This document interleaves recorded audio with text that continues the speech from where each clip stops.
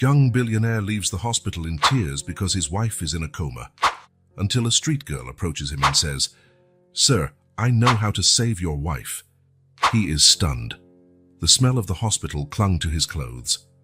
Ethan Hayes checked his watch for the third time in 5 minutes and adjusted his silk tie. The white, odd, impersonal hallway of the hospital already felt like a second home after months of coming and going. Mr. Hayes, a doctor in a white coat with dark circles under her eyes, approached him. "May we talk about your wife's condition?" Ethan nodded, bracing himself for yet another technical report on Claire's coma. "There haven't been any significant changes," said the doctor, flipping through the chart. "Her vital signs are stable, but brain activity remains minimal. What about the new treatment I suggested? That specialist from Switzerland?" "Mr. Hayes," the doctor interrupted gently, "we've already discussed this. Even the most advanced experimental treatments don't show promising results for cases like your wife's." Ethan felt a tightening in his chest. He wasn't used to hearing no as an answer. In his world, everything had a price. He just had to find out what it was. "How much?" he asked abruptly. "I'm sorry, how much would it cost to bring in that specialist?" "I can pay double, triple what he asks." The doctor shook her head. "It's not a matter of money, Mr. Hayes." For the first time in his life, Ethan Hayes faced a problem his financial empire couldn't solve. He entered the room and looked at Claire, lying motionless on the bed. Her face, once animated and full of life, now appeared serene and still. The machines around her beeped steadily, the only sign that there was still life within that body. Ethan sat in the chair by the bed and took Claire's cold hand. For 3 months, he had repeated the same ritual. Come in, sit down, hold her hand, talk about business and leave, as if following a schedule. "The doctors remain pessimistic," he said, looking at his wife's still face. "They say there isn't much else that can be done." He paused, trying to find the right words. He'd always been good with words in business meetings, but in this room, in front of Claire, he felt lost. I'm tired, Claire." A nurse knocked on the door and came in. "Mr. Hayes, I need to check her vitals." Ethan stood up. "Of course. Are you leaving already?" asked the nurse, noticing he was picking up his coat. "Yes, I have an important meeting." The excuse slipped out automatically. In truth, there was no meeting. For the first time since the accident, Ethan left the hospital without planning to return. In the elevator, he felt the weight of defeat. He, who always got what he wanted, was now powerless. Claire was slipping through his fingers, and not all the billions in the world could bring her back. The night air hit him as he walked out the hospital doors. It was drizzling, and the city lights reflected in the puddles of the parking lot. Ethan loosened his tie, feeling suffocated. It wasn't just the tie, it was everything. The life he had built, the empire he had created. What was it all worth now? "Sir?" Ethan barely heard the small voice amid the city noise. He looked down and saw a little girl. She couldn't have been more than 5 years old. She wore worn-out clothes, far too big for her thin frame. Her bare feet were dirty with mud. "Sir," she repeated, reaching out and touching his coat sleeve. Ethan's first instinct was to pull away. He'd grown up in a city big enough to learn to ignore beggars. He reached for his wallet, ready to hand her some money and end this. "I don't need money," the girl said, as if reading his thoughts. "I know how to save your wife." Ethan froze, his wallet suspended halfway out of his pocket. "What?" "Your wife, the one who's asleep in there. I know how to wake her up." How do you know about my wife?" Ethan looked around, suspicious. Was this some kind of scam, someone trying to extort him in a moment of weakness? The girl smiled. It was a strange smile for a street child, confident, almost wise. "She has a lovely smile," the girl said. "A smile that starts on the right corner and then spreads, like she's about to tell a secret." Ethan's heart skipped a beat. That was exactly how Claire smiled. Something he had always noticed, something that had always enchanted him. An intimate detail he had never shared with anyone. "Who are you?" he asked, his voice almost a whisper. "My name is Lily," the girl replied, extending her dirty hand in a formal handshake, oddly out of place with her small figure. "And I can help you, if you trust me." Ethan looked at that outstretched hand. On any other day, he would have turned his back. But today was not just any day. Today was the day he had given up on Claire, the day he had failed. "My name is Ethan," he said, shaking Lily's tiny hand. And in that handshake, something shifted in the night air, as if the universe paused to witness the start of something important, something neither of them could foresee. "You need to come with me," Lily said, tugging gently on Ethan's coat sleeve. "Please." Ethan looked at the barefoot girl, then at his car parked a few steps away, and then back at the hospital behind him. The drizzle was starting to turn into heavier rain. "Look, I can take you to a shelter or call social services," he offered, feeling uneasy. "Dad's getting late and—" "No!" Lily recoiled as if she'd been shocked. "No social services, they'll send me back." "Back where?" "To the place I'm going to show you," she answered. "You'll understand when we get there. It's about your wife." Ethan hesitated. Part of him wanted to get in his car and go home, have a drink, and forget this day. But another part, the part that wasn't ready to give up on Claire, wanted to believe this strange child who knew things she shouldn't know. "And if I don't go?" he asked. Lily shrugged, a strangely adult gesture for someone so small. "Then your wife will keep sleeping." Ethan let out a deep sigh. "All right, we'll go by car." "No," Lily insisted. "We have to walk." "Walk?" "But it's raining and you're barefoot." "I'm used to it," she answered simply. "This way." Before he could protest again, Lily was already walking away. Ethan looked up at the sky, feeling the rain on his face, and followed her. They left the well-lit area around the hospital and entered streets Ethan had never walked through. Tall buildings gave way to modest houses, which in turn gave way to run-down structures. The smell of cheap food and uncollected trash hit his nostrils. "Do you live around here?" Ethan asked, trying not to step in the puddles. "I live everywhere," Lily replied, "and nowhere." As they walked on, Ethan felt eyes following them from the shadows. His expensive suit and Italian shoes marked him as an outsider in this environment. Instinctively, he reached for the pocket where he kept his wallet. "No one's going to rob you," Lily said, noticing the gesture. "Not when they see me with you." "They know you. Everybody knows everybody here." After about 20 minutes, they stopped in front of a large Victorian building. Once majestic, it now had broken windows and graffiti covering its facade. A crooked iron gate stood ajar, and a faded sign was still visible, St. Hope Orphanage. "This is it," Lily announced. "An abandoned orphanage. What does that have to do with Claire?" Lily didn't answer. She simply pushed open the gate and walked in. Ethan, now completely soaked by the rain, reluctantly followed her. The inside of the building was a bizarre contrast between ruin and life. Cracked walls and broken floors mingled with children's drawings taped here and there. Some rooms still had furniture, as if the place had been abandoned in a hurry. "Does anyone still live here?" Ethan asked, his voice echoing through the empty corridors. "Just ghosts," Lily answered. "And me, sometimes." She led him to what looked like it had once been a recreation room. A mural covered one wall, full of children's drawings and magazine clippings. Lily pointed to one drawing in particular. That one was done by her. Ethan approached. It was a simple drawing. A smiling sun, a green field, and 3 stick figures, a man, a woman, and a child. In the lower corner was an unmistakable signature, "With love, Claire." "My wife," Ethan murmured, touching the drawing with his fingertips. "She was here." "Twice a week," said a voice behind them. "For almost a year." Ethan turned and saw an elderly woman standing in the doorway. Her grey hair was tied in a messy bun, and she leaned on a cane. "Mrs. Martha," Lily exclaimed, running to hug the woman. "Lily, my angel," the older woman said, stroking the girl's wet hair. "You disappeared again." "I brought Mr. Hayes," Lily explained, pointing to Ethan. "He's Mrs. Claire's husband." Mrs. Martha looked him up and down. "So you're the famous Ethan Hayes. Claire used to talk about you." "Who are you?" Ethan asked, confused. "And how do you know my wife?"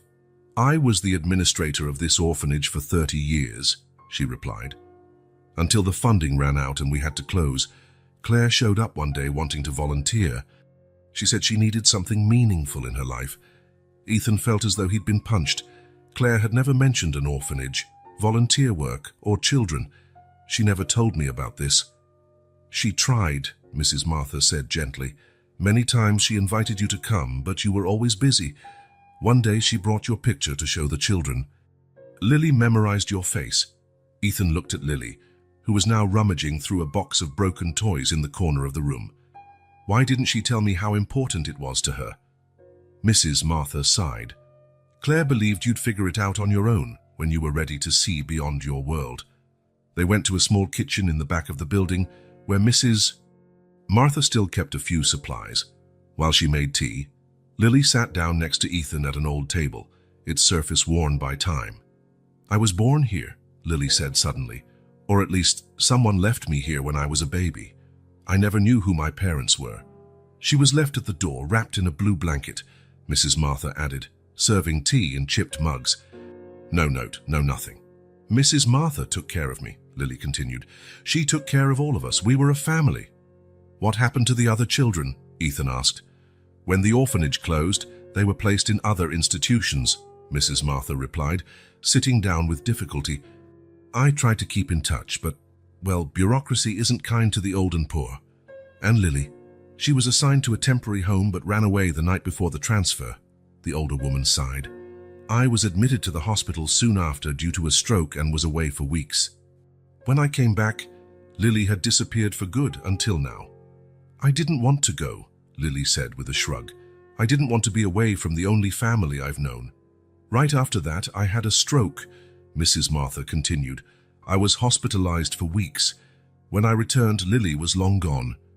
I've come here every day hoping to find her. Ethan looked at the child in front of him, so small, so fragile, yet so strong, living on the streets, sleeping in abandoned buildings, running from the police and social services, and despite all that, worrying about a stranger in a coma. Claire came every week, Lily said, stirring her tea. She read us stories, brought snacks, taught us to draw.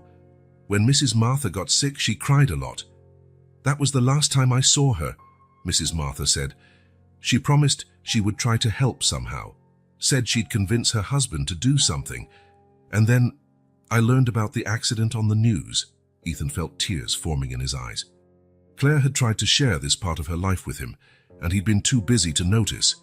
I could have helped, he murmured. I could have done something. You still can, Lily said, touching his hand. That's why I brought you here, to show you the Claire I knew. She once told me you had a good heart, but you just needed to remember where you'd put it. Something inside Ethan broke at that moment.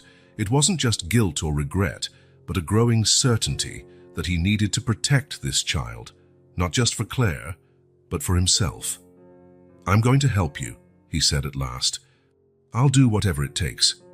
Lily's smile lit up the dark kitchen, and for an instant Ethan saw a resemblance to Claire's smile, not in form, but in purity. And for the first time in months, he felt hope. The rain had stopped when Ethan and Lily left the orphanage. Mrs. Martha insisted the girl stay with her, but Lily was resolute. I need to help, Mr. Ethan, the girl said with the stubbornness only children can display. On the way back, Ethan called his driver. He couldn't let Lily walk barefoot through those wet streets again. When the luxurious black car pulled up to the curb, Lily hesitated. I've never ridden in a car like this, she admitted. There's a first time for everything, Ethan replied, opening the door for her. The girl got in carefully, as if she were afraid of breaking something. Her dirty feet contrasted with the immaculate leather seats. Ethan noticed her trying to keep her feet off the floor. You can relax, he said. It's just a car. It's the nicest car I've ever seen, she replied, still tense. That was when Ethan realized what was just a car to him was extraordinary to Lily, like many other things he took for granted. Where to, sir? Asked the driver. Ethan hesitated. His penthouse apartment didn't seem suitable for a child, especially one who had been living on the streets. But he couldn't just abandon her. Home, James, he finally answered. During the ride, he watched Lily pressing her face against the window, enchanted by the city lights. Her eyes sparkled at each new building, each brightly lit shop window. For him, This urban landscape was just the usual route home. For her, it was a world of wonders. Claire would react like that whenever she saw something beautiful, Ethan commented, almost to himself. Lily turned to him. She showed me a photo of the place you went on your honeymoon, a beach with very blue water. She said you refused to take off your shoes and walk in the sand. Ethan felt a lump in his throat. That trip to the Maldives. Claire had begged for those few days of rest, and he had spent half of it on the phone, closing deals. There was too much sand, he replied, trying to sound casual. I'm not a big fan of the beach. Mrs. Claire said you didn't like it because you didn't know how to enjoy it, Lily said. She said you were always in too much of a rush to feel the good things. Lily's words hit him like a punch, so Claire really saw him that way, someone incapable of appreciating the simple things in life. They arrived at Ethan's building, one of the most exclusive in the city. The doorman's eyes widened at the sight of the ragged little girl, but a stern look from Ethan was enough to stop any questions. In the elevator, Lily was fascinated by the illuminated buttons. Do people live on all these floors? Yes, Ethan replied, but only one family per floor. They're big apartments, bigger than the orphanage. Some of them, maybe. Lily shook her head, as if the idea was incomprehensible. When they entered Ethan's apartment, the girl's reaction was absolute astonishment. The place was huge, with floor-to-ceiling windows offering a panoramic view of the city. The decor was minimalist and expensive, featuring designer furniture and contemporary artwork on the walls. You live here by yourself? Lily asked, standing at the entrance as though afraid to step forward. Now I do, Ethan replied. Claire and I used to live here together. Lily walked around the apartment, looking at everything with curiosity, but not touching anything. She stopped in front of a framed photo. Ethan and Claire on their wedding day. He looked as serious as ever in his immaculate tuxedo. She was radiant in a simple dress, with that smile that started on the right corner of her lips. Was she happy here? Lily asked, still gazing at the photo. The question caught Ethan off guard.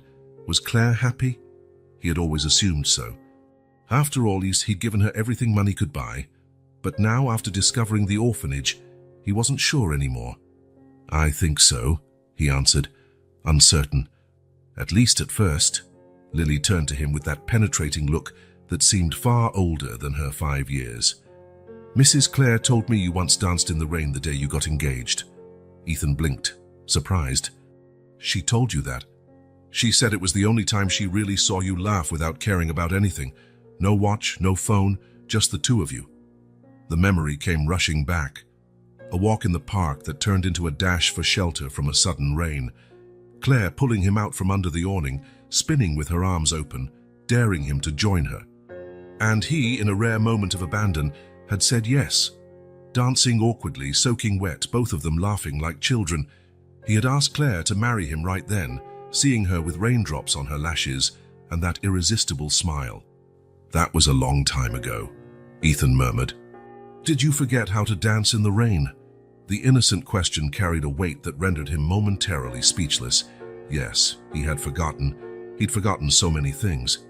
We need some clothes for you, he said, changing the subject. And a warm bath. Later, after a startled housekeeper provided clean clothes and prepared a room for Lily, Ethan sat alone in the living room with an untouched drink in his hand. In the guest room, Lily slept soundly, exhausted after her first hot bath in weeks. Ethan picked up his phone and scrolled through the photos. There were few of him and Claire. Usually he was the one taking the pictures, or they were at events with other people. But there was one that always intrigued him. Claire sitting on the windowsill of this same apartment, watching the rain fall. She hadn't known he was taking the photo. Her profile was serene, almost melancholic. What had she been thinking at that moment? Was she remembering their dance in the rain? Was she wishing he were different? Ethan went over to the window and looked out at the city. For years, this view represented achievement, each building a landmark of success, each light a reminder of the empire he had built. But now, for the first time, he felt small in its vastness, and alone, terribly alone. High-school Ituapamak the following days introduced an entirely new routine for Ethan. Lily woke up early, and found him already working in his office. He tried to stick to his normal schedule, but the presence of the girl changed everything. "Why do you work so much?" she asked on the morning of the third day, watching him answer emails. "It's what I do," he replied. "It's how I get the things I have." "But you already have so many things," Lily said, with a child's simple logic. "Why do you need more?" Ethan had no answer. He had never questioned his work ethic or ambition. He always wanted more money, more power, more success. "But why? Let's go out for a bit," he suggested, closing his laptop. He was surprised to realize he couldn't remember the last time he had taken a morning off, just because he wanted to. He took Lily to a department store and bought her decent clothes. The girl was overwhelmed by all the options. While she tried on colorful dresses, Ethan realized he was smiling, a genuine smile he hadn't worn in months. "Do you like this one?" he asked when she stepped out of the dressing room in a blue dress. "It's too pretty for me," Lily replied, running her hands over the delicate fabric. "Nothing is too pretty for you," Ethan said, surprised by the sincerity in his own voice. After shopping, they strolled through the park. It was a weekday, and most people were at work. Under normal circumstances, Ethan would have been in important meetings, closing deals. Instead, he was watching Lily feed ducks in the pond. "Mrs. Clare liked coming here," Lily said, tossing bits of bread to the eager ducks. "She said you used to have picnics here." "Early in our relationship," Ethan confirmed. "Then we got too busy." "Too busy for picnics?" The question was innocent, but loaded with meaning. Ethan sat down on a nearby bench. "I guess so. I was building my company, and Claire, well, I think Claire tried to keep up with my pace for a while, until she found the orphanage? Maybe." Ethan looked up at the partly cloudy sky. "I never asked what drew her there. I always thought her charitable activities were just hobbies." Lily joined him on the bench, her feet barely touching the ground. She said helping people made her feel truly useful. She said she wanted more than charity galas and magazine photos. Ethan felt the weight of those words. Claire had tried to explain that to him countless times, but he never really listened. He'd always praised her charity work, but deep down saw it as a socialite pastime, nothing truly serious. "She wanted to have children," Ethan murmured, recalling another conversation they'd brushed aside. "I always said it wasn't the right time." Lily looked at him with those penetrating eyes again. "When is the right time?" The question went unanswered. Ethan realized he'd postponed the idea of having kids, not because of a lack of time or money, but because he was scared. Scared of not knowing how to be a father, of not balancing work and family, of disappointing a child the way he had, without noticing. Disappointed Claire. "Let's get some ice cream," Lily suggested suddenly, jumping off the bench. "Now." "Before lunch." "Why not?" Her smile was contagious. Mrs. Clare said rules exist to be broken once in a while. Contrary to his methodical nature, Ethan agreed. They walked to a small ice cream shop, where Lily ordered the biggest sundae on the menu. Ethan only asked for a coffee. "Aren't you going to have ice cream?" Lily asked, already with chocolate at the corner of her mouth. "I'm not much of a sweets person." "Never?" "Rarely." Lily pushed the sundae toward him. "Try it.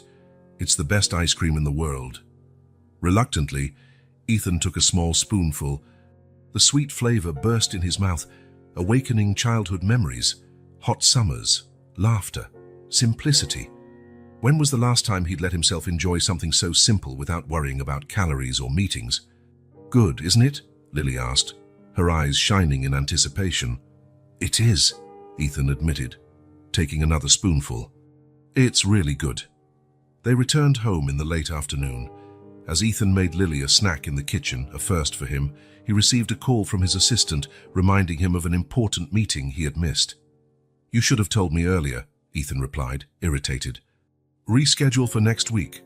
"But sir, it's about the acquisition." "I said reschedule." Ethan hung up, surprised at his own decision. When he walked into the living room with the sandwiches, he found Lily gazing at the framed picture of him and Claire. "You both look different in the photos," she observed. "Different how?" "You look more serious, and Mrs. Claire looks less bright." The observation was surprisingly perceptive. In the photos, they were always posing. He, the successful businessman; she, the perfect wife. social masks that had, over time, become more real than their true selves. They sat at the kitchen table to eat, another new habit for Ethan Weiss, who usually ate alone or in fancy restaurants with clients. "Are you going to visit Mrs. Clare today?" Lily asked, chewing her sandwich. Ethan froze. He hadn't returned to the hospital since the day he found Lily. Guilt washed over him like a wave. "Yes," he replied. "We're going to visit her." Lily's eyes lit up. "Can I come too?" "Of course. Didn't you say you knew how to help her?" The girl's smile lit up the kitchen. That was when Ethan realized he had gone the entire day without thinking about business, checking the stock market, or making a single work call. And, surprisingly, he didn't feel the usual anxiety or the constant need to be in control.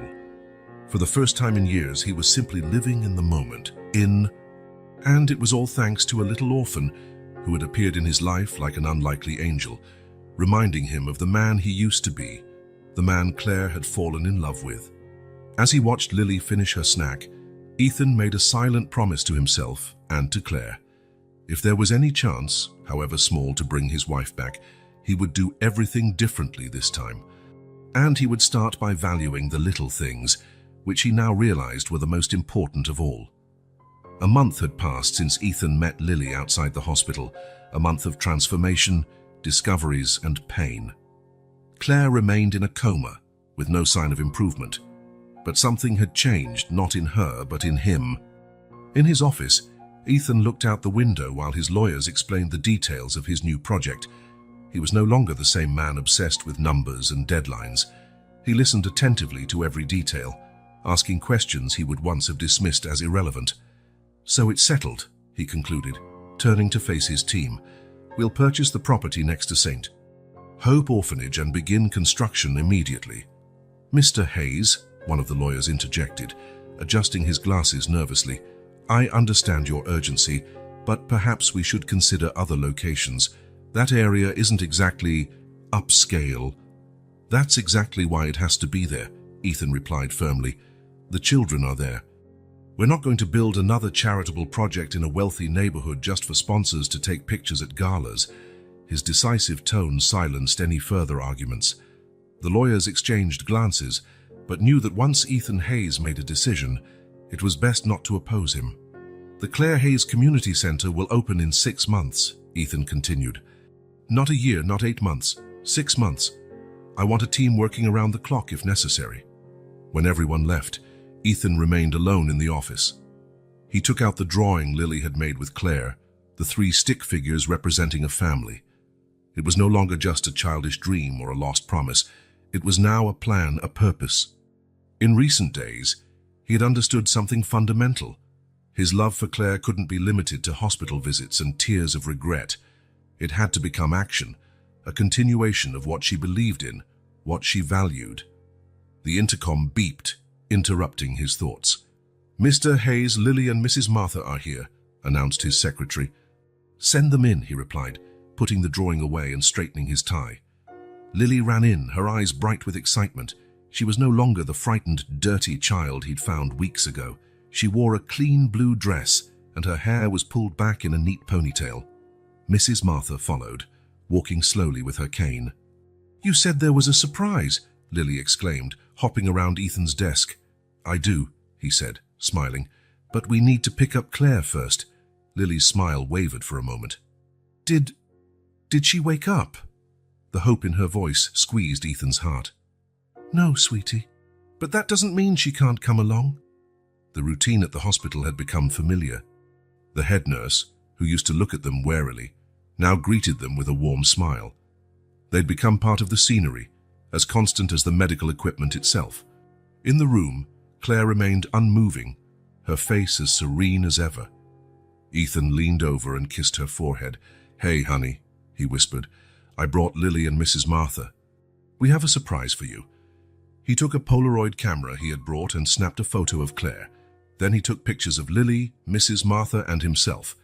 "What are you doing?" Lily asked, curious. "You'll see," Ethan replied, carefully stashing the photos away. The car stopped in front of a large vacant lot next to St. Hope Orphanage. A huge sign announced, Future site of the Claire Hayes Community Centre opening in 6 months. Architects and construction workers were already busy surveying the site, preparing the ground. "What is this?" Lily asked, peering out of the car window, eyes wide. "Come see," Ethan said, opening the door and helping Mrs. Martha step out. They walked over to a makeshift table where blueprints and models were laid out. Ethan knelt to meet Lily's gaze. "This will be a place for kids like you," he explained. "It will have classrooms, a library, medical offices, and a big yard to play in. Kids can come after school to do activities, get help with homework, or just have a safe place to be." Lily's eyes traveled over the models, trying to absorb what she was seeing.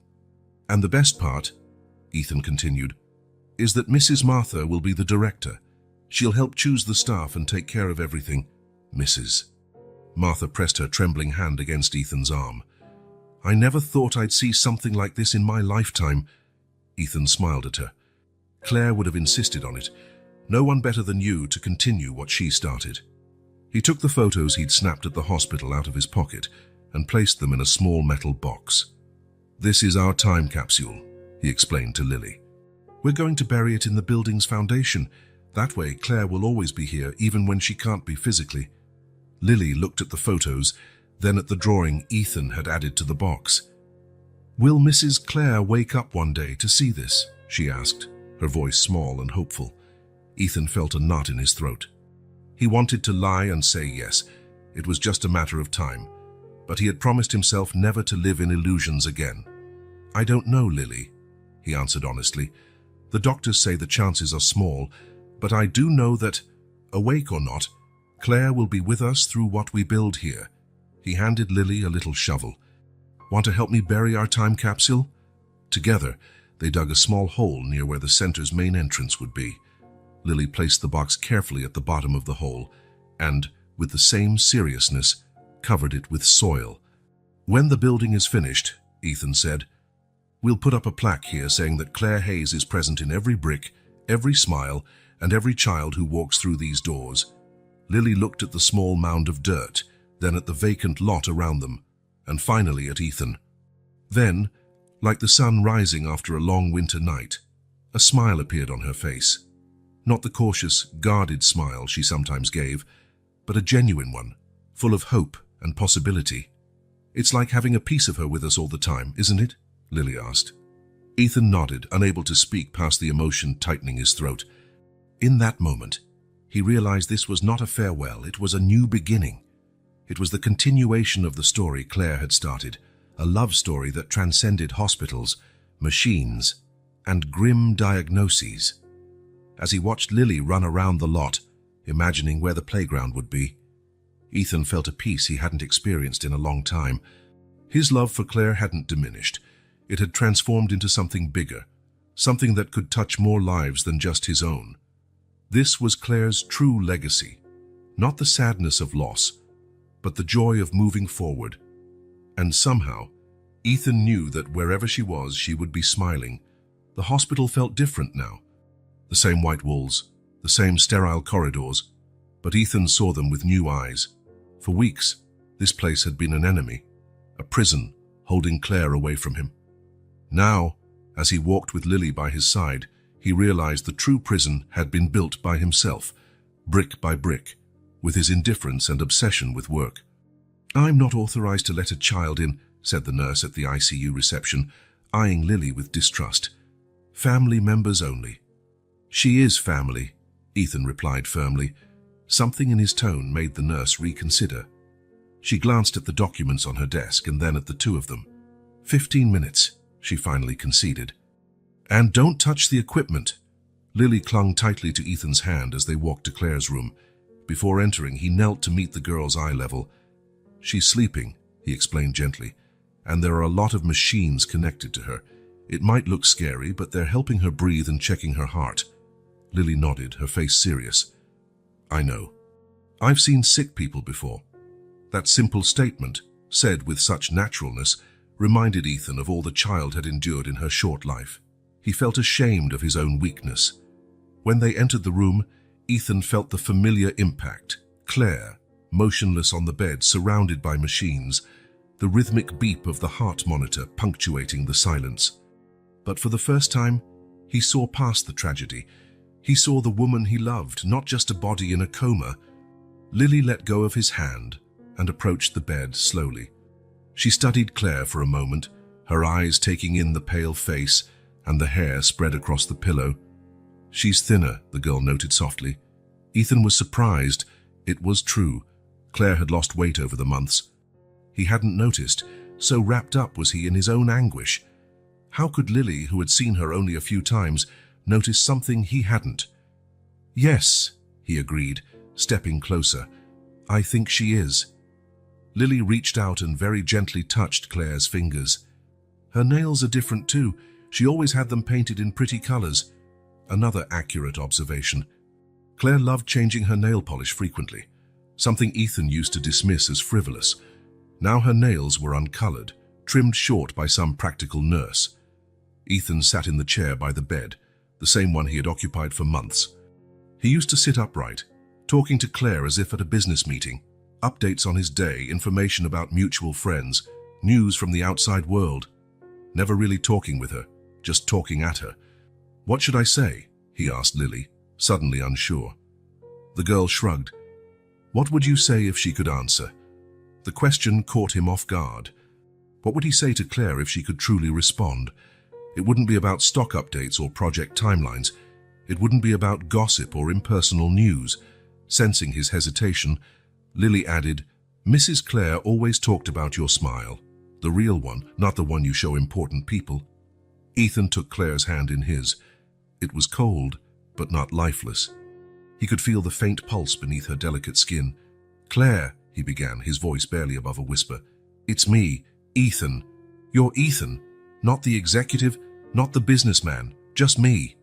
He paused, feeling the words form not in his calculating mind, but somewhere deeper, somewhere he had ignored for too long. "I miss you," he went on, his voice cracking.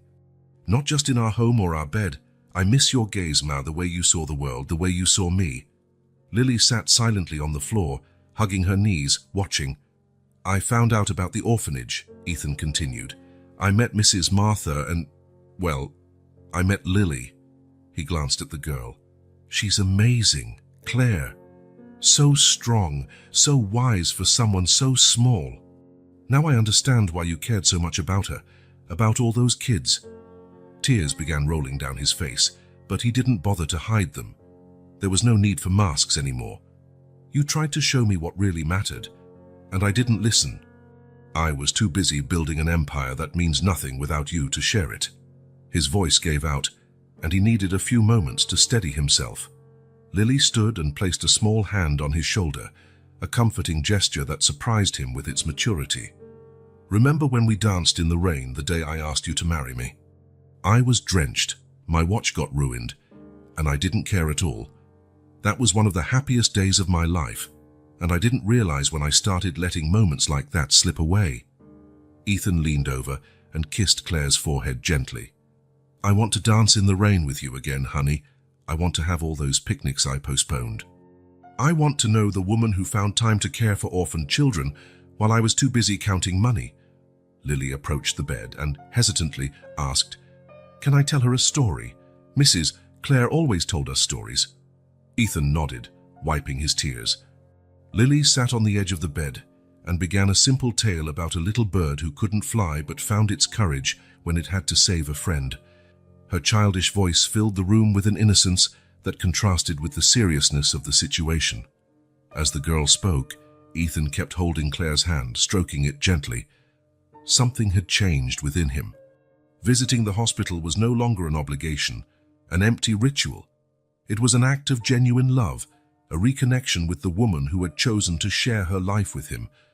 When their time was up and the nurse came in to let them know, Ethan leaned down and whispered in Claire's ear, "I'll be back tomorrow, and the day after, and every day, until you open your eyes. I promise I'll be a better man when that happens." He kept his promise. In the days that followed, Ethan completely reorganized his life. He delegated responsibilities at work, cancelled non-essential meetings, and split his time between caring for Lily and visiting Claire. At each visit, he brought something meaningful. A flower from the park they used to visit, an old photo he'd found in a forgotten box, a song that played when they first met. And he spoke to Claire differently, honestly, vulnerably, presently. Lily accompanied him almost every time. The girl had a special way of talking to Claire, as if she were absolutely sure Claire could hear her. She'd talk about her day, about new things she was learning, about how Ethan was teaching her to ride a bike. But after 2 weeks, nothing changed. The doctors remained skeptical. The tests showed no change in Claire's brain activity. She remained motionless, breathing with the help of machines, her face serene as if in a peaceful sleep. On the morning of the 16th day, Ethan woke up feeling defeated. He had dreamt of Claire. She was walking away with her back to him, and no matter how fast he ran, he couldn't catch up to her.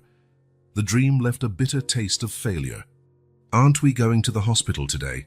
Lily asked when she saw him making breakfast without mentioning their usual visit. "I think we need a break," Ethan replied, avoiding her gaze. "Maybe it's not working, Lily." "What's not working?" "This, our visits, my conversations. Nothing is bringing Claire back." Lily frowned, a determined look on her small face. "Are you giving up?"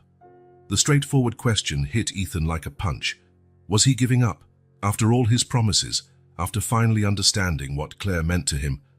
"I'm not giving up," he said weakly. "I'm just being realistic. The doctors say—" "Doctors don't know everything," Lily interrupted with surprising conviction. "Mrs. Claire wouldn't give up on you." Ethan placed his coffee cup on the table, feeling the weight of that truth in Lily's words. Claire never would have given up.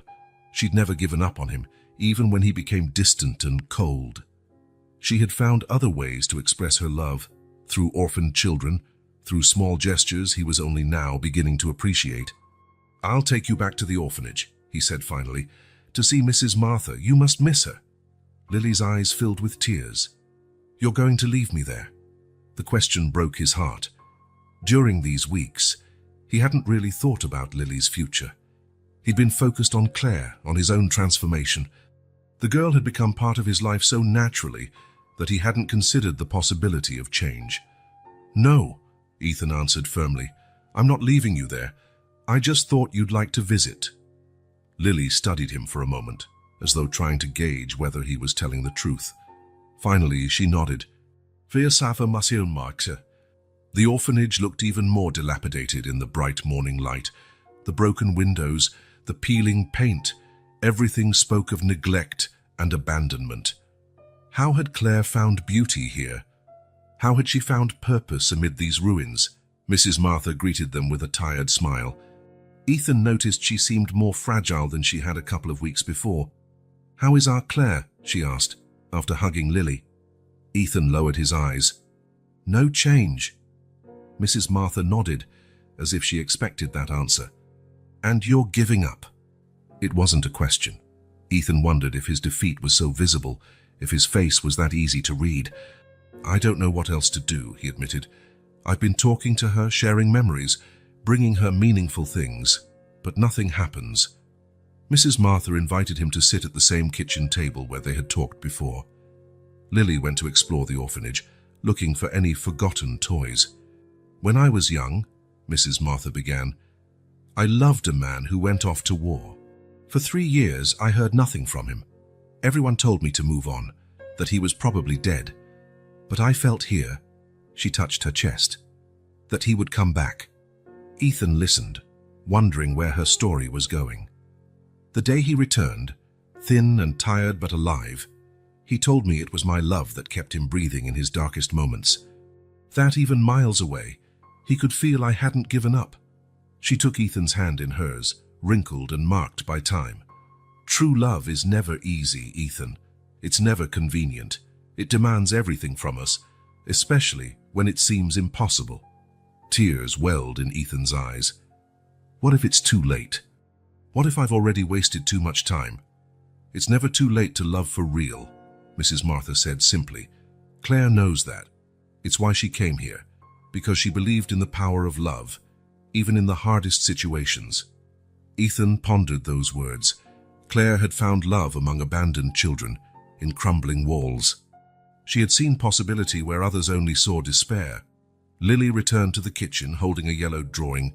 "Look what I found. Mrs. Clare helped me make this. It's the three of us, me, her, and you." Ethan took the paper. It was a child's drawing, 3 stick figures, the middle one with long hair and the other 2, one big, one small, holding hands with the figure in the middle. At the bottom, in Claire's neat handwriting, it said, "Family is where love is." "When did she do this with you?" Ethan asked, voice trembling.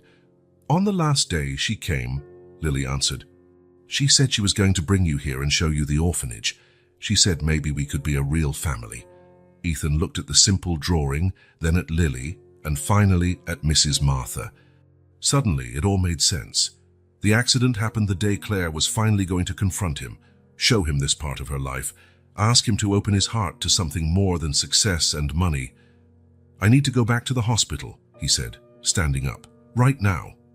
Claire's room felt brighter when they entered. Maybe it was just the late afternoon sunlight filtering through the window, or maybe it was something else.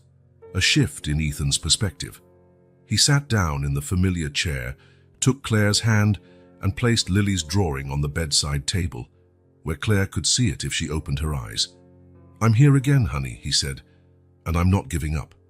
No matter how long it takes, I'll be here waiting. Because I finally understand what you've always known. Love is worth the wait. It's worth the fight. It's worth everything." Lily came closer, and he, without asking, climbed onto the bed to lie next to Claire, being very careful not to disturb any tubes or wires. She rested her head on Claire's shoulder and closed her eyes. "We're here, Mrs. Clare," she whispered. "Your family is here." Ethan felt a peace he hadn't felt in months, even if Claire never woke up, even if he had to live with the consequences of his past mistakes. At least now he understood. Now he could honor what Claire had tried to teach him through her own life. As he watched Lily and Claire, 2 souls so different, yet bound by a love that transcended blood and circumstance, Ethan knew he would never be the same man. And that, perhaps, was the real healing, not just for Claire, but for him too. Weeks turned into months. Summer gave way to fall, and the Claire Hayes Community Center began to take shape. The foundations were set, and the walls rose a bit more each day. Ethan visited the construction site almost daily, often with Lily in tow, checking every detail, suggesting modifications, making sure everything was perfect. At the hospital, the routine went on. Ethan and Lily visited Claire regularly, telling her about the center's progress, sharing little stories from day-to-day life. The doctors had stopped giving pessimistic prognoses, limiting themselves to monitoring vitals and adjusting medications as needed. For them, Claire Hayes had become a stable case, neither improving nor declining, simply existing in a deep sleep. On a particular October afternoon, the sky was exceptionally blue and without a single cloud. Ethan picked Lily up from school. He'd managed to enroll her in a good private institution, although they were still sorting out the legal aspects of her custody. "How was your day?" he asked as Lily got into the car, her backpack almost bigger than she was. "We did a science project," she said excitedly. "We built a volcano that really erupts." Ethan smiled. Lily's transformation over the past months was remarkable. From a scared, distrustful street child, she'd become a bright, curious girl. She still had moments of insecurity, still woke sometimes in the night with nightmares of her past, but she was flourishing. "Shall we visit Claire?" Lily asked, fastening her seatbelt. "Yes," Ethan replied. "I have good news to tell her." On the way to the hospital, he told Lily about his meeting that morning. The board of his company had unanimously approved the creation of a permanent foundation to manage the community center and expand the project to other parts of the city. It was a long-term commitment, not just a one-time gesture. "Does that mean other kids like me will have a place to go?" Lily asked, her eyes shining with hope. "Exactly," Ethan confirmed. "And we'll offer scholarships, medical assistance and support for families in need." Arriving at the hospital, they were greeted by the head nurse, Susan, who had become an ally of sorts over the months. "Mr. Hayes, Lily," she said with a warm smile. "Claire is waiting for you." It was a little joke between them, talking about Claire as if she were conscious, as though she really were waiting. At first, some of the staff found it odd, but over time, Everyone adopted the same attitude. It was more comforting that way. Claire's room had changed over the months. It was no longer the sterile, impersonal space it had been. Fresh flowers were always present. Lily's drawings adorned the walls, and photos of the community center's progress were displayed. Ethan had even brought in a small radio to play Claire's favorite songs at low volume during the day. "Hello, honey," Ethan said, leaning down to kiss Claire's forehead. "We have good news today." Lily climbed onto the chair beside the bed to be taller and took Claire's hand. "Mrs. Claire, I got a perfect score on my spelling test," she announced proudly, "and my volcano was the best in class." Ethan watched the interaction, smiling. This was their routine now, talking to Claire as though she were present, sharing accomplishments, feelings, hopes. The initial tension and sense of loss were gone. What remained was acceptance and, in a way, a new normal. "The foundation was approved," Ethan said, sitting on the edge of the bed and holding Claire's other hand. "We'll be able to help far more children than we ever imagined. Your work at the orphanage will multiply, my love. It'll touch hundreds of lives." As he spoke, he absent-mindedly stroked Claire's hand, a gesture that had become automatic over the months. His fingers traced soft circles on her palm, interlaced with her limp fingers, gently massaged her wrist. "Lily's doing great in school," he went on. "All the teachers are impressed by her intelligence, and Mrs. Martha has been amazing in organizing the center. You'd be so proud to see how she's taken over the project, even with her health issues." Lily, still holding Claire's other hand, leaned in closer. "You know what else, Mrs. Claire? Mr. Ethan doesn't work as much as he used to. He eats dinner with me every night and even learned to make pasta. He's not very good yet, but he's getting better." Ethan laughed. "Thanks for your honesty, Lily." "Mrs. Martha says we should always tell the truth," Lily said seriously. "She's right," Ethan agreed. Then, turning to Claire, he added, "It's strange how everything has changed, isn't it? I always thought I knew what was important, but I was completely wrong. I almost had to lose you to understand." His voice caught with emotion. Even after all these months, it still hurt to think of how blind he had been, how much time he had wasted chasing the wrong things. "But we're building something beautiful now," he said, recovering. "Something that will last far beyond us. And it's all thanks to you, Claire. Your love for the kids at the orphanage, your ability to see past appearances and find possibilities where others only saw problems." Lily, who had slipped off the chair, was now sitting on the bed, still holding Claire's hand firmly. "When you wake up, Mrs. Claire, you're going to love the center," Lily said with the unwavering conviction only children have. "There's a music room and a huge library, and a playground with swings and slides. Mr. Ethan said we can put a fountain in the garden, like the one we saw in the park. And we'll have a mural with stories of hope," Ethan added. "Stories of children who found their way, who overcame difficulties like yours, Lily." The girl grinned, that radiant smile that had become more frequent in recent months. "You know what I want most when the center is ready?" she asked, looking at Claire as if waiting for an answer.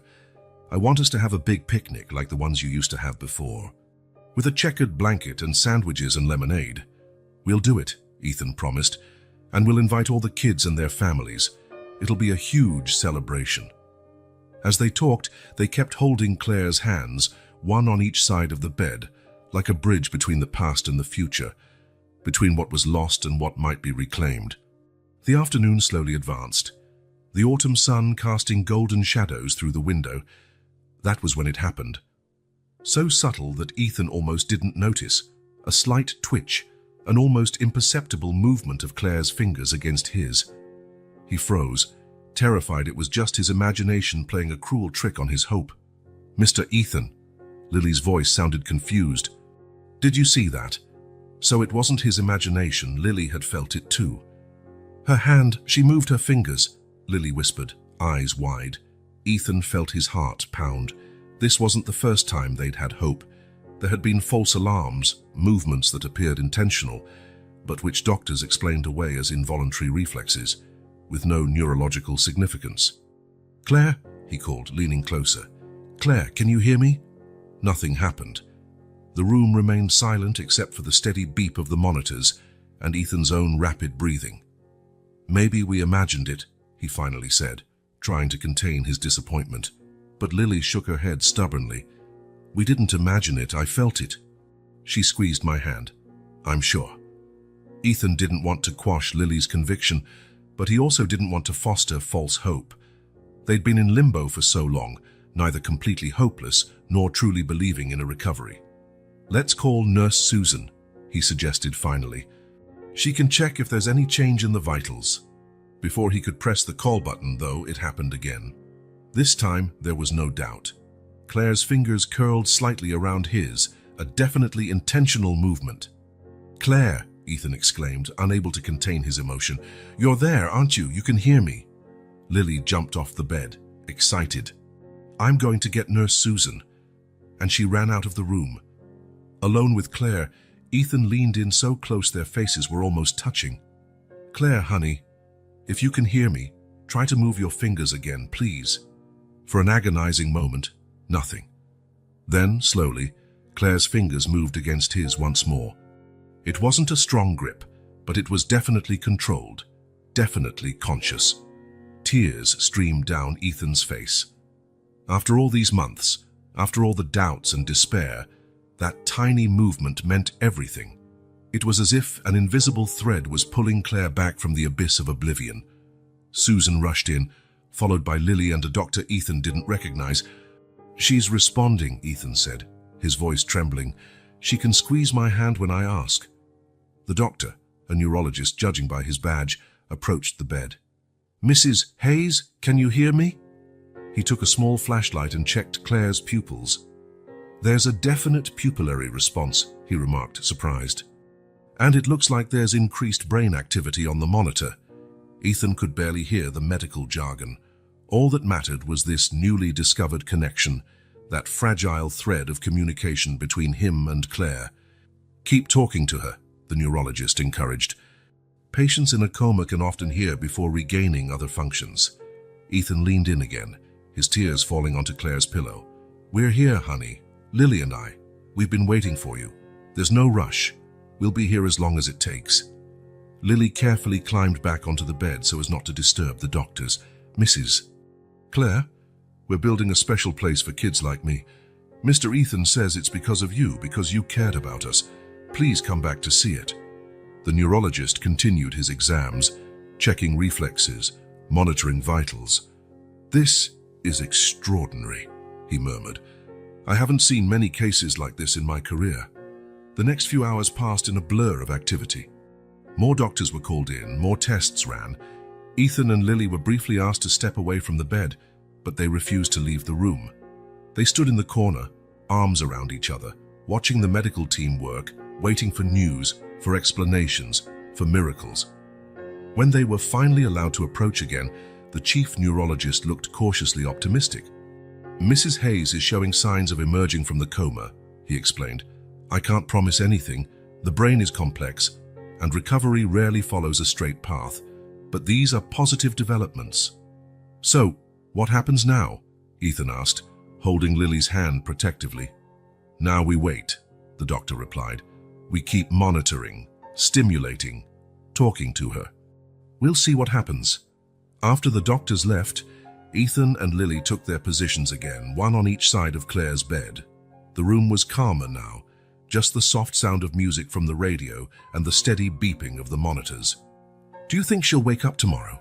Lily asked, her voice small and hopeful. Ethan smiled gently. I don't know, sweetie. Like the doctor said, these things take time, but she took the first step, and that's what matters. They stayed there until the sun went down, talking to Claire, sharing stories, plans, and dreams. Occasionally, as a precious gift, they felt her fingers squeeze theirs. That silent communication worth more than all the words in the world. When Nurse Susan finally insisted they go home and rest, Ethan leaned down and kissed Claire softly on the lips. We'll be back tomorrow, honey, he promised, and the next day, and every day, until you open your eyes and come back to us, no matter how long it takes. When they left the hospital, the night sky was dotted with stars. Lily looked up, amazed. Mrs. Martha says that when something good happens, it means the angels are smiling, she said. Ethan looked up at the starry sky.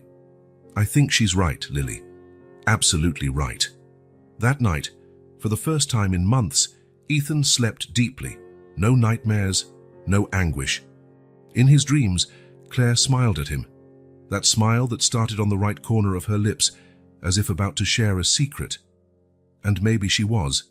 The secret that miracles sometimes happen quietly, in small gestures, in moving fingers, in hearts that reconnect.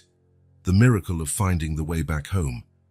The waiting area of the Children's Services Department was impersonal and cold. Uncomfortable plastic chairs, faded posters about child safety, and a clock that seemed to move with deliberate slowness. Ethan glanced at the clock for the third time in 5 minutes. Next to him, Claire sat upright, her hands folded neatly in her lap. On the other side, Lily swung her legs nervously, her feet barely reaching the floor. "Is it going to take much longer?" Lily whispered, leaning toward Ethan. "I hope not," he replied, trying to sound confident. In reality, they had been waiting over an hour, and no one seemed to care. It had been 3 months since Claire awoke from her coma. Her recovery, though not complete, had astonished the doctors. The first few weeks were tough: intensive therapy, strenuous exercises, moments of frustration when her body wouldn't respond as it should. But Claire faced it all with a determination Ethan had never seen before. Through every stage, Lily was there. She held Claire's hand during the painful physical therapy sessions. She memorized the speech exercises and patiently practiced them with Claire. She brought light and laughter to the darkest days. The decision to adopt Lily came naturally.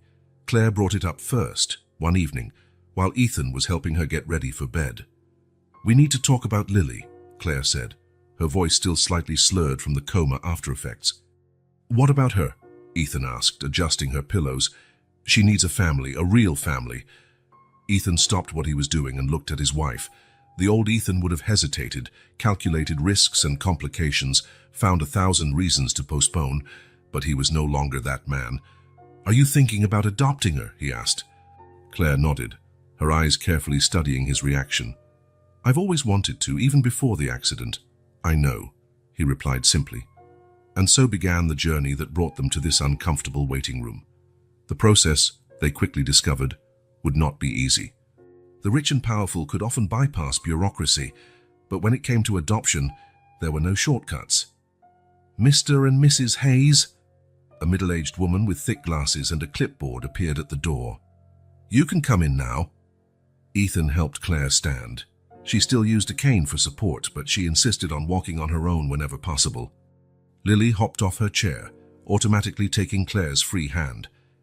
The office of the social worker, Ms. Winters, was as impersonal as the waiting area.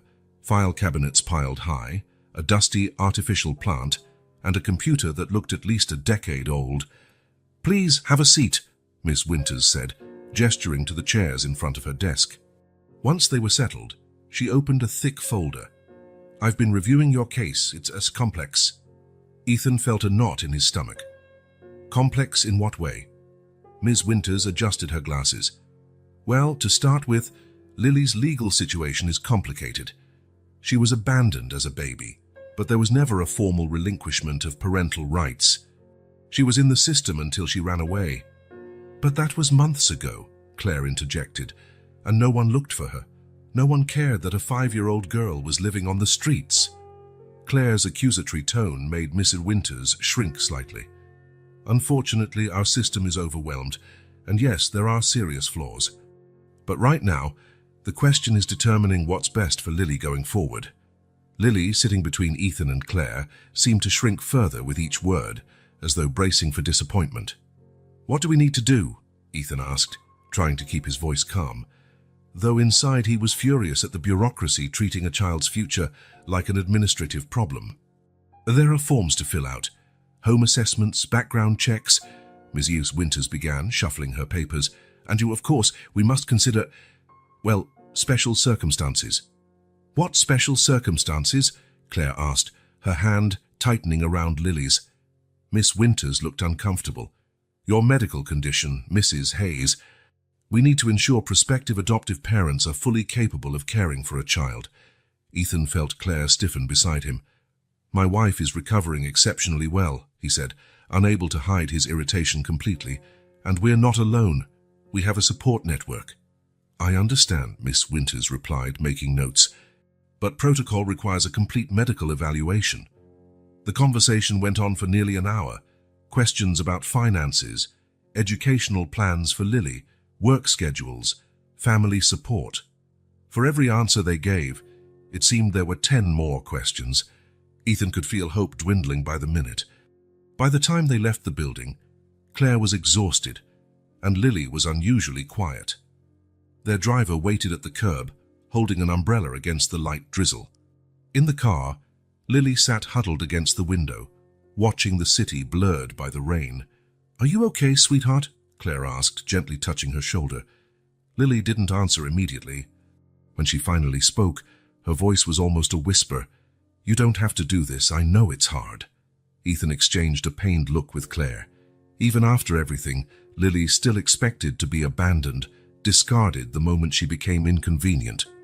"Look at me, Lily," Ethan said firmly, waiting until the girl turned her face toward him. "We're not doing this because it's easy. We're doing it because you are our family, and families face challenges together." Lily's eyes filled with tears. "But that lady doesn't think you should be my parents." "That lady doesn't decide our hearts," Claire interjected, her voice gentle but determined. "She just fills out paperwork. We're the ones who decide whom we love, who belongs in our family."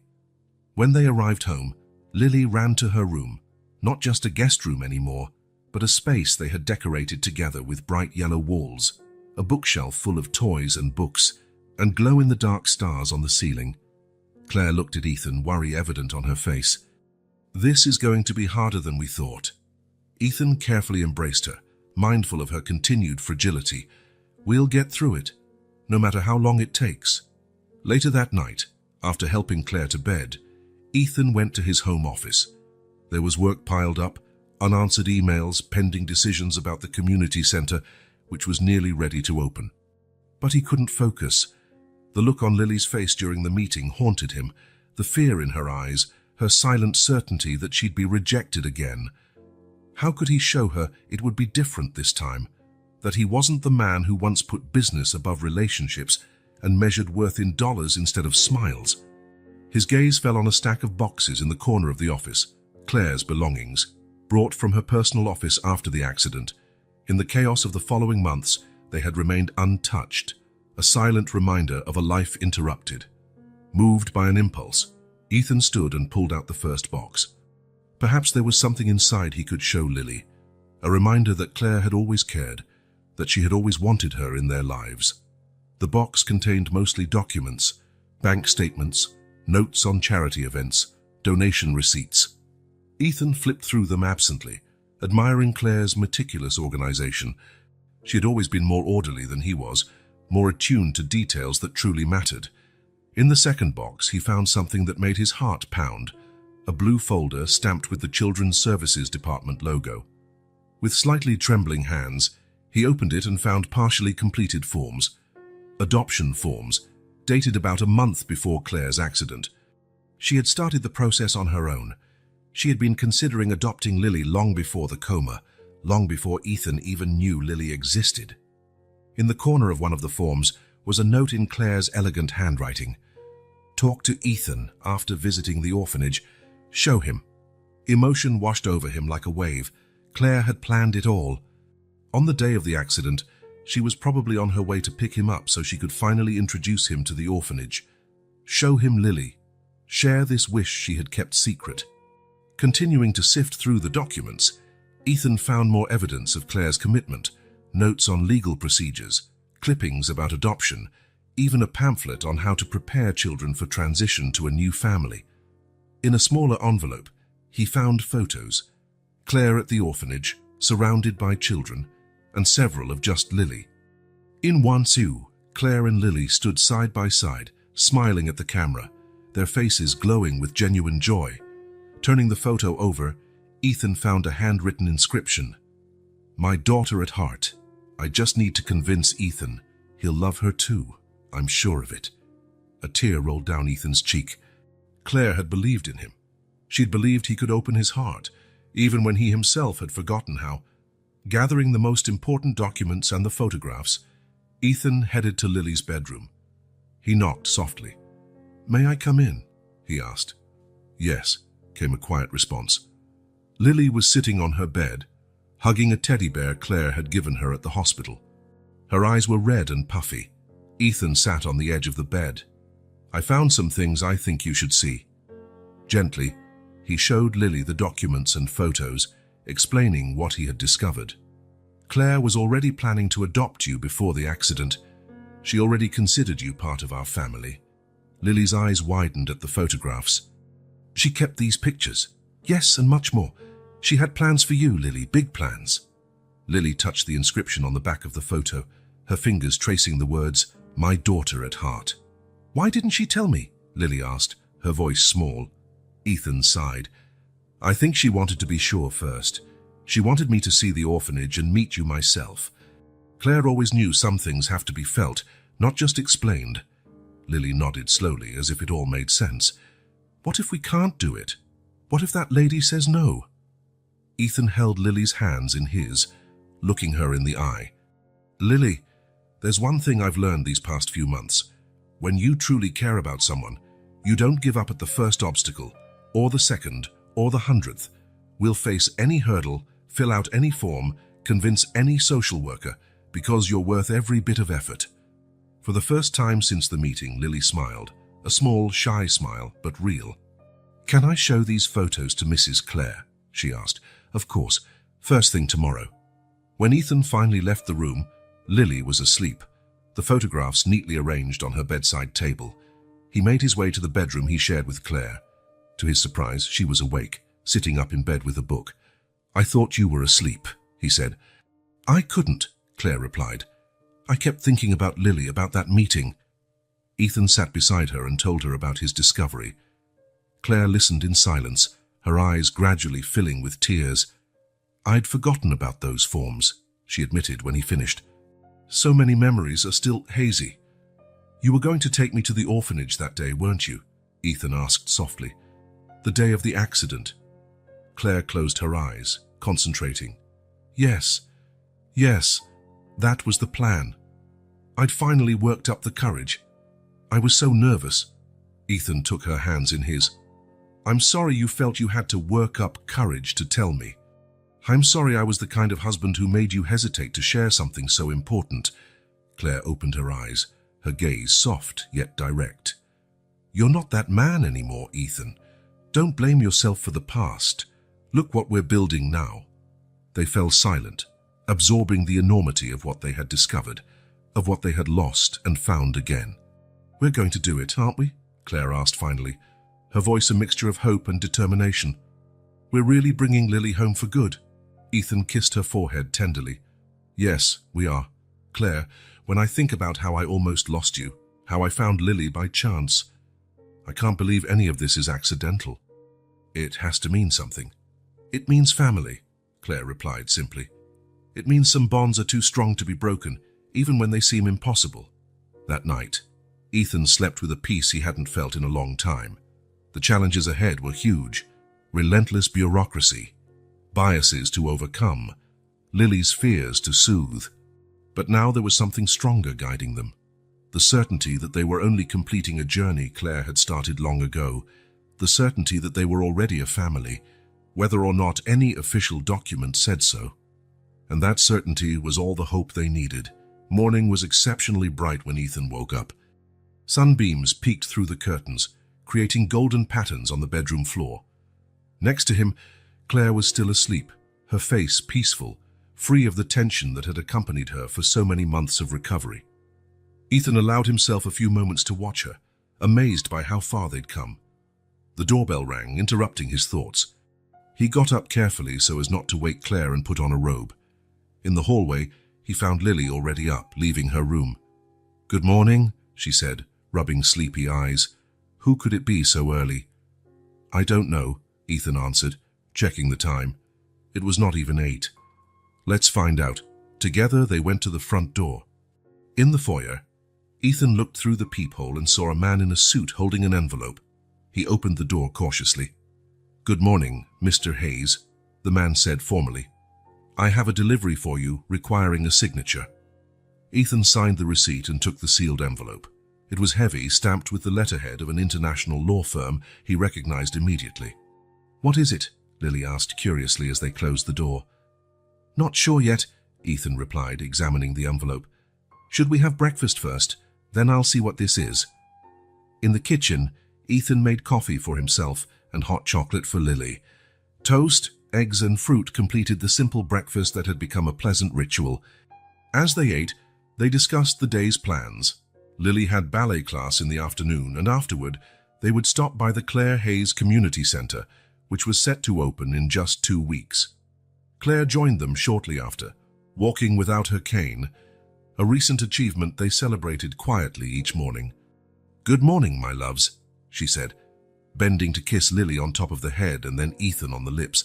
"I saw a delivery man leaving when I looked out the window."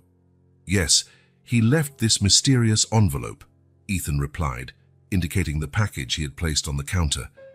"Aren't you going to open it?" Claire asked, pouring herself some coffee. Ethan shrugged, trying to appear indifferent, but something about that envelope made him uneasy. After breakfast, when they had finished eating, while Claire helped Lily get ready for school, Ethan finally opened the envelope in his office. Inside was a formal letter and a thick contract. As he read, his heart rate quickened. It was a merger proposal. One of the largest financial corporations in the world wanted to acquire his company for a sum that made his current fortune seem modest. The letter detailed the terms. Besides an astronomical payout, they were offering Ethan the position of global CEO in the new combined entity. It was the kind of offer that years ago would have been his ultimate dream: power, prestige, unimaginable wealth. But there was one condition. He would have to move to London for at least 3 years to oversee the corporate integration. 3 years away from home, away from the community center that was about to open, away from Claire, still in recovery, away from Lily, who was finally starting to trust that she had a permanent home. When Claire entered the office a few minutes later, she found Ethan staring out the window, the letter in his hand. "Bad news?" she asked softly. Ethan turned, unable to hide the conflict on his face. "Not exactly. Professionally speaking, it's incredible news." He handed her the letter. Claire read it carefully, her face impassive. Ethan knew her well enough to notice the subtle tension in her shoulders. "It's an amazing opportunity," she said at last, handing the letter back. "You should be proud. Your work is being recognized at the highest level." "But," he prompted, sensing she had more to say. Claire sighed. "There is no but, Ethan. It's your decision. Your career has always been important to you." Something about how she said that unsettled him. Despite everything they had been through, Claire still expected him to choose work over family, and maybe she was right to think that. Hadn't he done exactly that for years? "They gave me 2 weeks to decide," he said. "I have some time to think." Claire nodded and leaned in to kiss his cheek. "Lily's ready for school. I'll take her today if that's okay. I need to stop by the doctor for my routine checkup anyway." "Sure," Ethan answered distractedly. "I'll pick her up afterward and take her to ballet." Left alone, Ethan reread the proposal, trying to absorb what was really on offer. It wasn't just money. It was the culmination of decades of hard work. The chance to lead one of the most powerful financial institutions on the planet. The sort of opportunity that comes along once in a lifetime. His phone rang, interrupting his thoughts. It was Victor Reynolds, the chairman of the corporation that had made the offer. "Ethan, my friend," the enthusiastic voice boomed, "I assume you got our proposal this morning?" "Yes, I just finished reading it," Ethan replied. "It's quite impressive."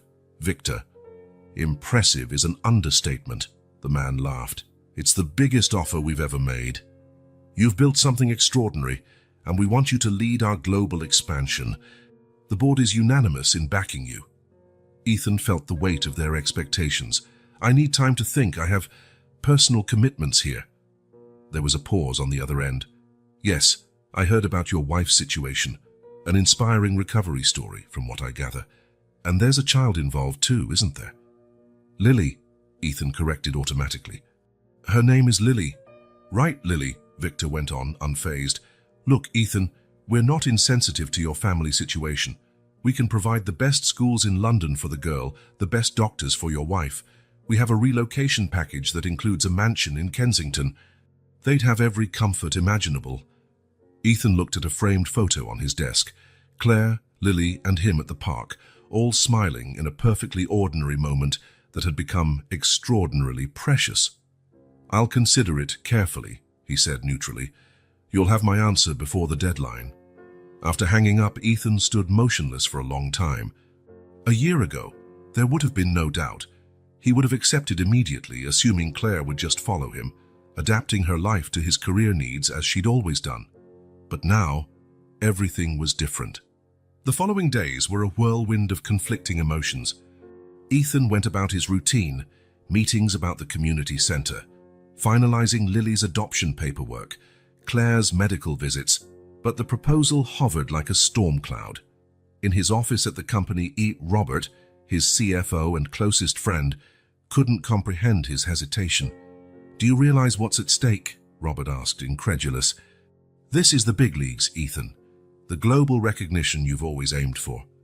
"I know exactly what's at stake," Ethan replied calmly. "So what's the problem?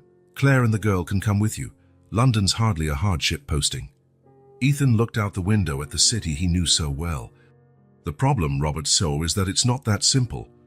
"Since when does Ethan Hayes care about simple?" Robert joked. "You built an empire doing what others said was impossible.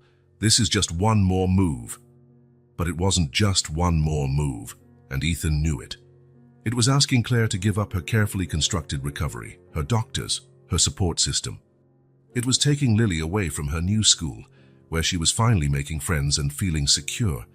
It was abandoning the community centre before seeing it fully come to life. When he got home that night, he found Claire and Lily in the living room, surrounded by colourful papers. "What's this?" he asked, setting his briefcase on a side table. "We're making invitations for the community centre's grand opening," Lily said excitedly. "Look, this one's for Mrs. Martha." Ethan picked up the card decorated with stars and hearts, feeling a lump in his throat. Lily's enthusiasm, Claire's careful folding of each invitation. How could he take them away from all this? Later, after Lily was tucked in, Ethan found Claire on the balcony, gazing at the city lights. Without a word, he sat beside her. "You're thinking about the proposal," she stated, not as a question but as a fact. "How do you know?" She offered a small smile. "I know that look. It's the same one you had when deciding whether to start your own company, part determination, part fear." Ethan took her hand. "Claire, what do you think about it? Honestly." She took a moment to consider. "I think it's an extraordinary opportunity for you, the kind of recognition you've always deserved." "But," he pressed. "But I'm afraid," Claire admitted, her voice barely above a whisper, "afraid that London will become what your company was here, something that consumes you entirely. Afraid Lily, who's already lost so much, will lose the stability we're building. And selfishly, afraid I'll lose this new version of you I've rediscovered." Her honesty cut deep. She had put into words the fears Ethan himself could hardly articulate. "I want you to know, whatever decision you make, I'll support you," she continued. "I always knew who you were when I married you. Ambitious, driven, brilliant. I'd never ask you to change that." "But I have changed," Ethan said softly. "Or at least, I'm trying to."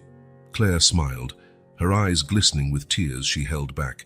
"Yes, you have, which is why I know you'll make the right choice, whatever it may be." The next morning, Ethan woke before sunrise. Carefully, he slipped out of bed so as not to wake Claire and dressed for a run, a habit he'd picked up again during her recovery, finding that exercise cleared his mind.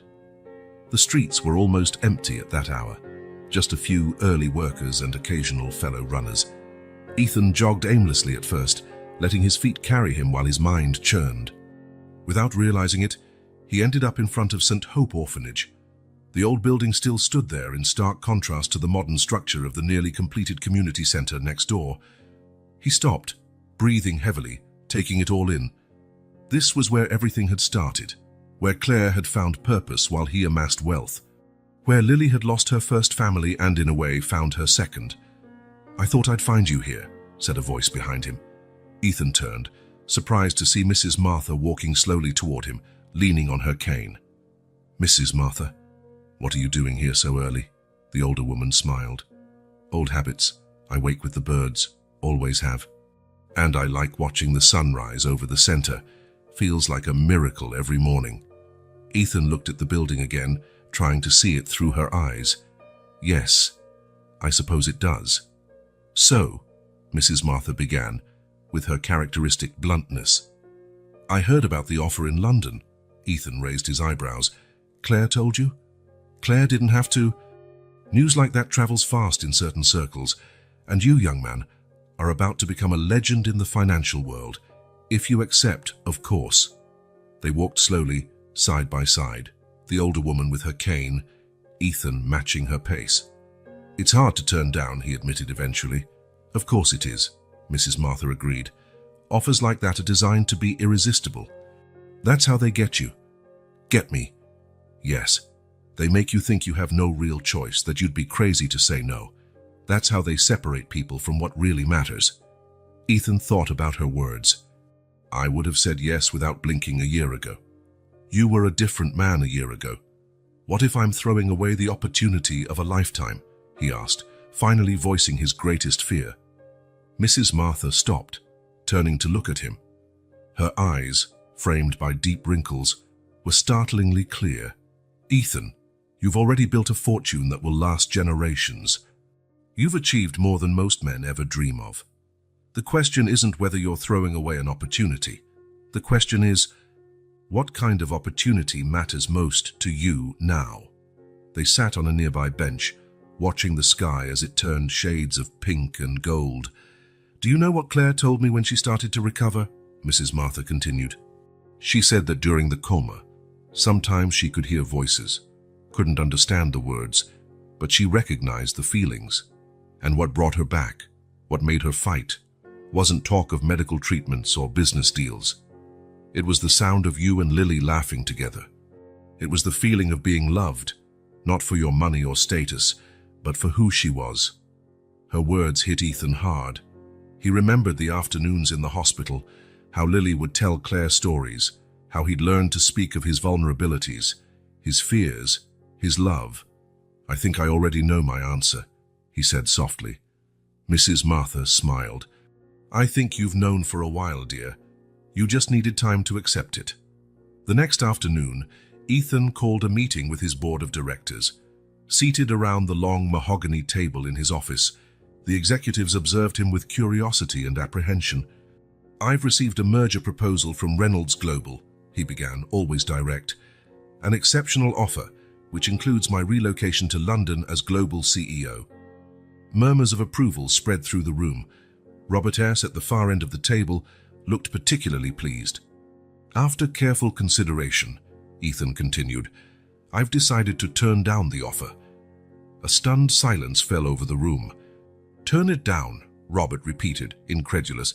"Ethan, we're talking about billions, the most coveted position in the financial market." "I'm aware," Ethan replied calmly, "but my decision is final. Our company will stay independent, and will implement the 5-year plan we discussed last month, focusing on socially responsible investments and expanding our charitable foundation." The hours that followed were filled with heated arguments, attempts to change his mind, even veiled threats from some board members. But Ethan remained unshakable. When the meeting finally ended, it was already night.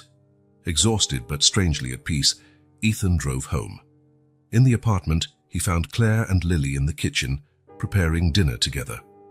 The sight, Claire carefully showing Lily how to chop vegetables, both laughing at some private joke, confirmed what he already knew in his heart. "Papa!" Lily exclaimed, running to hug him as soon as she saw him. The affectionate term she'd recently started using still filled him with indescribable joy.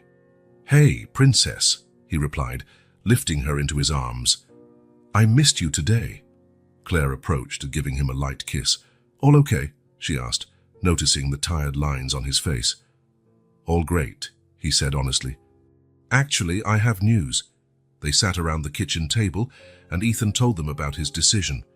Lily listened intently, not fully grasping the implications. Claire, however, understood perfectly. "Are you sure?" she asked, her eyes searching his. "It's a huge sacrifice." Ethan shook his head. "It's not a sacrifice, Claire. It's a choice. The right choice. In fact, the only choice." Later, after dinner, after putting Lily to bed, after all the newly treasured domestic routines, Ethan sat with Claire on the balcony, just like the night before. But this time, the weight on his shoulders was gone. "You know what I realized today?" he asked, gazing at the stars above the lit-up city. "What? That I've spent half my life chasing the kind of success measured by bank balances or resumes, and somehow, without noticing, I found a different kind of success, one measured in smiles, little moments of joy, a sense of belonging." Claire rested her head on his shoulder. "I'm proud of you, Ethan, not just for the decision, but for the man you've become. The man I always knew was underneath that ruthless executive facade." "I had a good teacher," he replied, kissing the top of her head. 2 weeks later, the Claire Hayes Community Center held its official grand opening. The sun shone in a cloudless sky, as if nature itself was celebrating the moment. The spacious courtyard was decorated with colorful ribbons and balloons. Children of all ages ran around excitedly, exploring the new playground, the library, the tech-equipped classrooms. Parents and guardians mingled in small groups, some visibly moved by the opportunities unfolding. In the center of the courtyard, a small platform had been set up. Ethan climbed it, followed by Claire, still walking with a slight limp, and Lily wearing her favorite blue dress for the special occasion. "Good morning, everyone," Ethan began, his voice amplified by the microphone. "Welcome to the official opening of the Claire Hayes Community Center." Enthusiastic applause echoed through the courtyard. "This center was born out of a promise," he continued, "a promise Claire made long ago, that no child should grow up without opportunities, without affection, without hope. What you see today is just the beginning. We plan to replicate this model in other neighborhoods, other cities, creating a network of support for children and families who need a second chance." Claire stepped forward. Her recovery had been remarkable, though the doctors said some after effects would remain. But in that moment, standing in the sunlight with Lily at her side, she looked radiant. "When I first started volunteering at the old orphanage," she said, gesturing toward the Victorian building next door, "I never imagined we'd get here. Every child I met taught me something about courage, resilience, and the human capacity to find joy in the hardest circumstances." Her gaze met Lily's, who smiled shyly. "One child in particular changed our lives forever. Lily, you not only brought light to our family, but you inspired all of this." Usually so outspoken, Lily seemed at a loss for words. Ethan crouched to her level. "Want to say something?" he asked gently. Lily shook her head, then changed her mind and stepped closer to the microphone. "I just wanted to say thank you for finding me, and for letting me find you." There wasn't a dry eye in the courtyard after those simple words. When the formal ceremony ended and the real celebration began, with music, food, and games, Ethan found a moment to step back. He watched from a distance as Claire, seated on a bench, chatted animatedly with Mrs. Martha. Lily had found some friends from her new school and was racing around the playground, her laughter blending with the other children's. A feeling of fulfillment, so different from the success he once imagined, filled his chest. Not just happiness, but purpose, belonging, the certainty he was exactly where he should be. His phone vibrated in his pocket. A message from Victor Reynolds. "Your decision was a surprise. Our offer still stands if you change your mind. London can wait." Ethan smiled slightly and slipped the phone back without replying. He would not reconsider. The choice had been made, the bonds strengthened, the path set. As he walked back toward his family, the wife he had almost lost, the daughter fate had brought them, Ethan Hayes felt the final fragment of his old self fall away.